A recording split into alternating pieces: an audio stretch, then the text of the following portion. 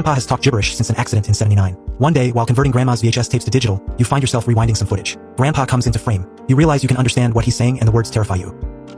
She's not my wife. I froze as my finger pressed the pause button. The younger image of my grandfather on the screen, distressed and unkempt. I held the rewind button. His eyes moved frantic, as if to make sure he had a second alone.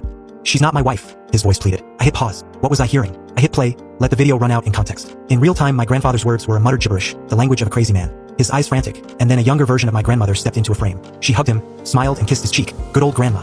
His distress turned to joy, and he smiled, mumbled gibberish, and kissed her back, his face over her shoulder, silently pleading to the camera. Back in the late '70s, when my mom graduated high school, my grandfather was on his way home from work when a drunk in a Ford Mustang T-boned him. He woke up with minor brain damage, and ever since he acts and moves in the world and with people like he's his old self, only his sounds never make words. For over 30 years, he's been a semi-happy old man that speaks a language nobody knows, but he never seemed to mind. I ripped the video onto my laptop, ran in through FCPX, reversed